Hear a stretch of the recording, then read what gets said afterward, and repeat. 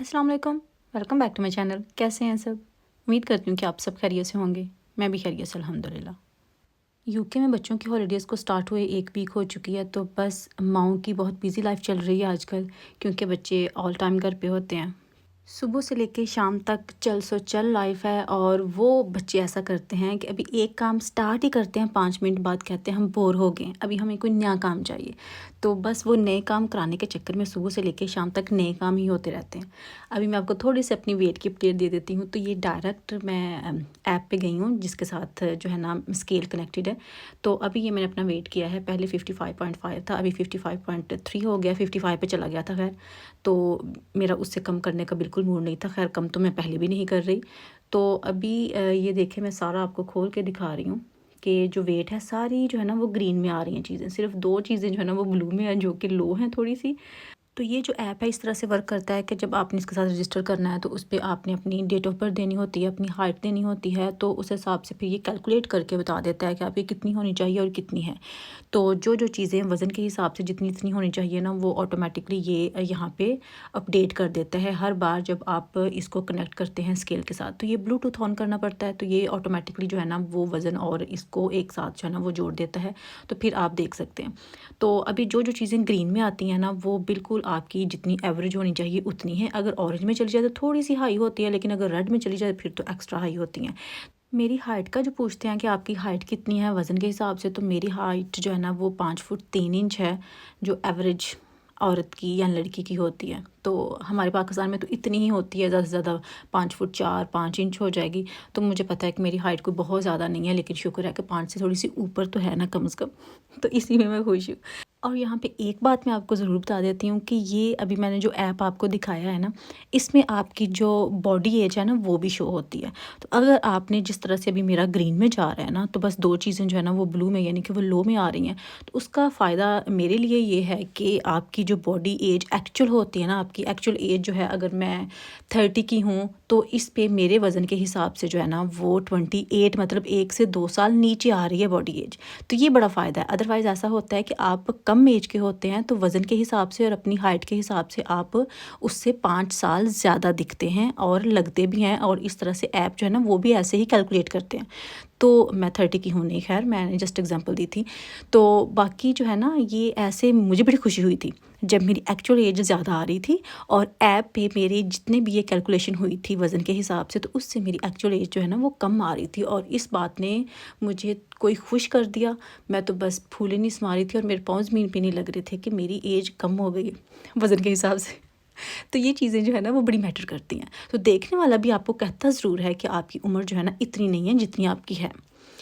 तो खैर, ये खुशी इनफ होती है एक औरत के लिए, अगर उसकी उम्र जो है ना वो कोई कम गेस करे। तो मेरे लिए भी ये खुशी की सबसे बड़ी बात है कि मतलब एंड है खुशी का। तो अभी मैंने साथ साथ मशीन भी लगाई हुई थी कि चलें कपड़े जो है ना वो भी मैं थोड़े से जो वॉश करने वाले हैं वो वॉश कर लूँ। और बाहर मौसम अच्छा है।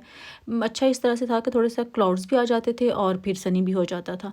तो ऐसे ही यहाँ पे चलता रहता है, लेकिन वो जो हीट वेव आई थी वो नहीं है, थोड़ा सा वार्म में आता है।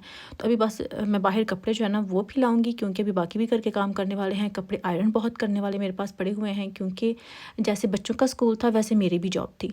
तो फिर मुझसे घर आके जो है ना वो कपड़े आयरन नहीं होते थे। मैं बच्चों के कर देती थी, लेकिन जो मेरे और हस्बैंड के थे ना कपड़े, वो ऑलवेज़ पड़े रहते थे। और वो इतने ज़्यादा हुए पड़े हैं ना कि उनको आयरन करने का टाइम ही नहीं मिल रहा था। तो आज मैंने सोचा कि चलें बच्चे भी घर पे हैं, मैंने बाहर भी नहीं जाना, तो ऐसा करती हूँ कि जो कपड़े हैं ना वो भी प्रेस कर लेती हूँ, और जो घर के बाकी काम करने वाले हैं ना थोड़े बहुत, यानी कि जो डीपली चीज़ें करने वाली हैं, उनको भी साथ साथ जो है ना वो कवर कर लेती हूँ। होपफुली मैं सब कुछ कर लूँ। अभी 1-2 मशीन मैंने और लगानी है, क्योंकि कंज़र्वेटरी की थोड़ी सफाई जो है ना वो चल रही है, तो इस वजह से मुझे मशीनें जो है ना वो और लगाना पड़ेंगी। समर का फ़ायदा ये होता है कि आप जितनी मर्ज़ी मशीन्स लगा लें, फ़ौरन से ड्राई कर देती है कपड़े, क्योंकि मशीन खुद ही इतने ड्राई कर देती है, उसकी स्पीड ही स्पिनिंग की इतनी होती है कि कपड़े बहुत ज़्यादा ड्राई जो है ना वो हो ही जाते हैं। तो इस वजह से जितनी मर्ज़ी मशीनें लगा लें वो फ़ौरन से ही ड्राई हो जाते हैं। और ये जो मैं भी वॉश कर चुकी हूँ, ये तो लॉन के बच्चों के समर वाले कपड़े हैं जो कि फ़ौरन से ही हो जाते हैं। साथ साथ डिश वाशर जो है ना वो भी मैंने लगाई हुई थी, रात में भूल गई थी, और अभी ये भी अभी मैं इनको इनकी जगह पे रखती हूँ, बर्तन निकालती हूँ, और फिर मैंने डिश वाशर को भी क्लीन करना है और वॉशिंग मशीन को भी क्लीन करना है। डिश वॉशर में भी जो इसका लिक्विड आता है क्लीनिंग के लिए वो डाल के तो खाली को लगा देते हैं, और जो वॉशिंग मशीन है वो भी उसका जो पाउडर वगैरह होता है ना वो डाल के खाली को ही लगा देते हैं। तो आपने बस इनमें चीज़ें डालनी होती हैं और इनको ऑन कर देना होता है और बाकी काम ये खुद ही कर लेते हैं। तो ये एक अच्छी चीज़ भी है कि आपको फुल टाइम इस तरफ नहीं होना पड़ता। जिस तरह से हम बाकी डीप क्लीनिंग करते हैं, किचन को साफ़ करते हैं, बाथरूम को साफ़ करते हैं, इस तरह से हमें इनको साफ़ करना नहीं पड़ता। इन बस हमने चीज़ें डालनी होती है और इनको बटन ऑन करके लगा देना होता है। अच्छी बात है कि ये भी। और ये मेरा हिस्सा जो है ना किचन का, ये भी बड़ा साफ़ करने वाला है, डीप क्लीन करने वाला है। तो ट्राई करूँगी कि ये भी एक आध दिन में इसको भी मैं साफ़ कर ही लूँ, अच्छे से इसको निकाल के वॉश कर लूँ, ताकि ये भी सेट हो जाए, थोड़ी सी तसल्ली हो जाए कि चलिए छुट्टियों में हमने घूमने के अलावा भी कुछ किया है, क्योंकि घूमने तो जाना ही जाना है इंशाल्लाह। तो साथ साथ बाकी जो घर की सफाइयाँ करने वाली हैं वो भी हो जाएँ समझ में, तो अच्छी बात है। आप मुझे बताएं कि जब आपके बच्चे घर पे होते हैं वो भी ऐसा करते हैं कि हर 2 मिनट बाद बोर हो जाते हैं एक चीज़ से, चाहे वो उनके लिए जितना मर्ज़ी इंटरेस्टिंग हो जब वो स्कूल जाते हैं, लेकिन पता नहीं क्यों जब छुट्टियां होती हैं वही इंटरेस्टिंग चीज़ जो है ना उनके लिए इंटरेस्टिंग नहीं रहती, यानी वो तो उनको ये होता है कि अभी हम कोई न्यू चीज़ या लें या प्ले करें, या हमारे बड़े भी हमारे साथ उतना ही प्ले करें। अभी बड़ों के पास उतना टाइम नहीं होता, तो फिर मुझे कभी कभी बहुत बुरा फील होता है कि वो बेचारे ये ना सोचें कि हम उनको टाइम नहीं दे रहे, हालांकि टाइम दे भी रहे होते हैं, लेकिन स्टिल अभी पेरेंट्स फुल टाइम नहीं उनको इतना टाइम दे सकते कि मतलब बैठ के सुबह से लेकर शाम तक जस्ट उनके पास बैठें और उनके साथ प्ले करें। ऐसा नहीं होता, आप मैक्सिमम 1 घंटा प्ले कर सकते हैं बच्चों के साथ, लेकिन फुल टाइम जो है ना वो उस तरह से प्ले नहीं किया जा सकता अगर आप रियलिस्टिक होकर सोचें तो मुझे कभी कभी ऐसा लगता है, मैं बार बार उनसे फिर पूछती भी हूँ कि और कहती भी हूँ कि हम आपसे बहुत प्यार करते हैं और आपके साथ प्ले भी करते हैं, लेकिन स्टिल हम सारा दिन आपके साथ प्ले नहीं कर सकते, आप दोनों आपस में प्ले किया करो। तो मुझे ये होता है कि वो गुड वे में हमारे लिए सोचें। ये चीज़ें जो है ना ये भी मैटर करती हैं। अगर आप उनके साथ नहीं भी इस तरह से बातें करेंगे, टाइम तो गुजर ही जाएगा, लेकिन स्टिल आपके अंदर और बच्चों के अंदर क्या चल रहा है ये आप नहीं सोच रहे होते।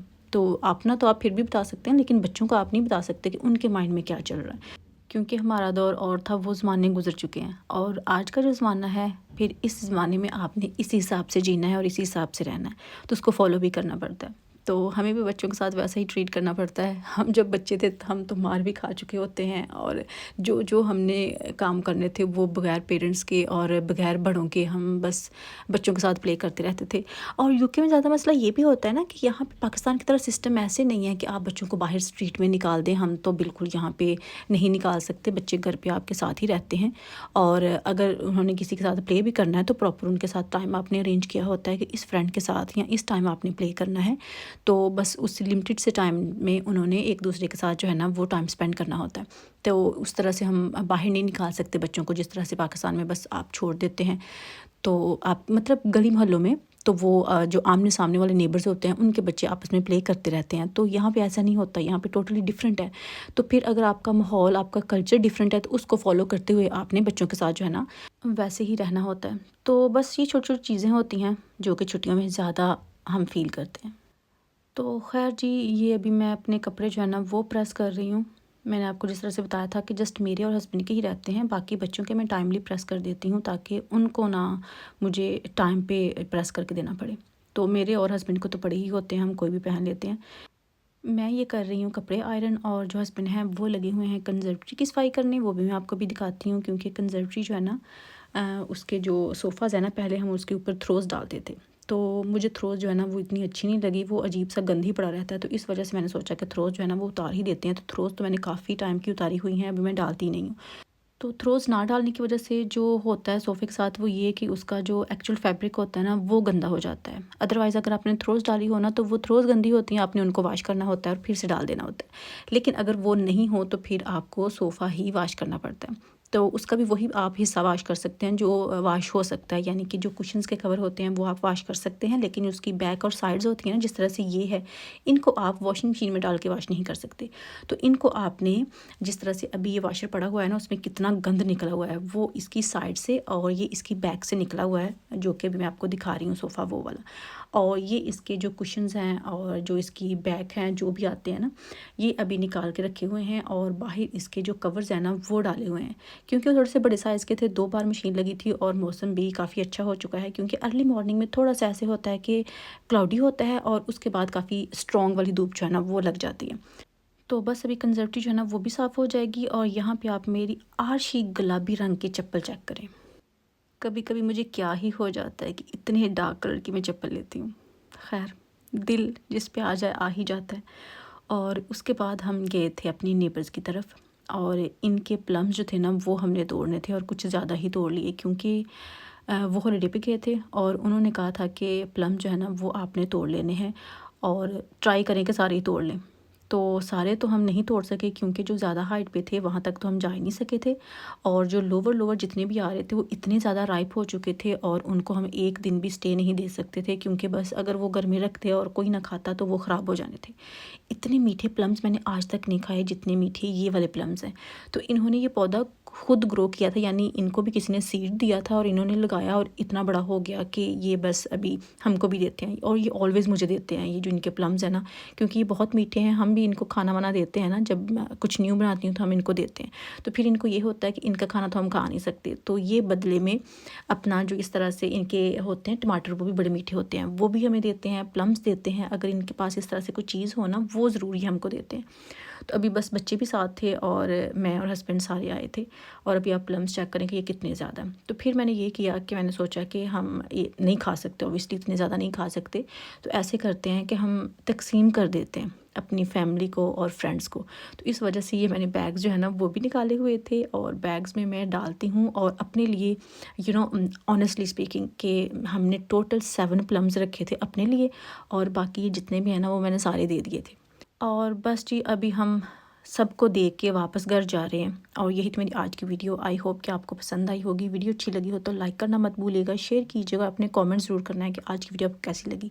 इंशाल्लाह नेक्स्ट वीडियो में फिर मुलाकात होगी। ढेर सारी दुआ में याद रखिएगा। अल्लाह हाफिज़।